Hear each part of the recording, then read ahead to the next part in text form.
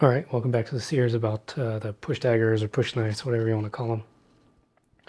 I've had these kind of long enough that I've started to find ways to carry them that I like, and I want to start sharing them. I don't want to wait too long then and show them all at once. I'll just kind of show them as I go. So this is the first one, and the reasoning behind this one was I wanted something that didn't take up any more pocket space because my pocket's already full, and I wanted something that was kind of out of the way, but also super accessible and wasn't kind of robbing me of pocket space. So this is what I came up with. I kind of tweaked it a little bit to get to where it is now, and honestly, it works pretty well. So just so you know, this is the Urban Edge. This one is in serrated. I believe they make different versions of the blade edge type, but this one is a serrated. And I got some footage I'll do later on about the difference between serrated and straight. And let me tell you, serrated is it's brutal. It's just considering how you use these knives, right? They're not like utility knives, right? You're using it to like life or death situations. So how you use these, meaning you're going after very important things like eyes, face, throat, because somebody's trying to kill you. So that serrated edge is just, it's vicious. So you don't need a lot of blade. This is not a very big blade, but I'll tell you what, it is just a vicious blade, even for its size. So that's why I wanted something that was kind of out of the way, and compared to something like this, like I really would like to find a great way to carry something like this because you get a lot of blade, right? But honestly, you don't need a whole lot more with this type of blade.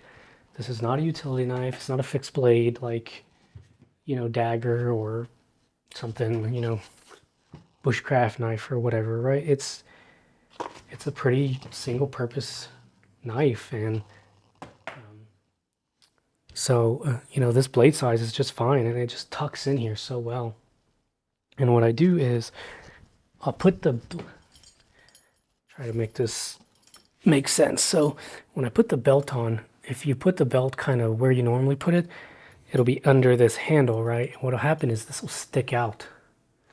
So what I do is I just wear the belt slightly off to the other side, and it's so thin, even with the belt sitting behind it. I mean, it kind of like hugs your body, right? This part doesn't stick out because it's a gradual curve. It's just so thin, and you can actually grab it. So obviously when you come in this way, you pull straight out, right? But if you're coming in from, let's say, this side, right, you can actually come in, grab it, and then just pull it back this way. And I'll have to do some additional footage in another video, maybe showing you the actual draw. But just so you know, like you can grab it with either hand. It's really not an issue, and it's so easy to get to because it's right there on your belt line.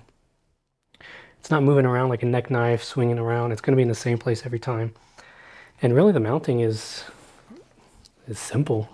All I did is we'll take a little bit of paracord. I put a slip knot in there to kind of adjust the tightness, because you want it just tight enough, right? All you're trying to do is keep it from popping out this way, right? And not just the size, but these things will keep it from going in through the belt loop.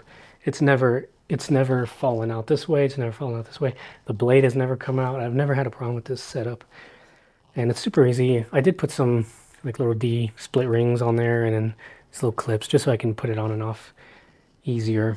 Sometimes it kind of lives on here, but at the same time, sometimes you just go places where there's different jurisdictions and these are not allowed. So normally, if I'm just day-to-day stuff, this is pretty much always on my belt line. And you just kind of tighten it just enough, and it sits there. It's super comfortable, and you have a great little self-defense blade. So that is the first in the series of how I actually carry these on me.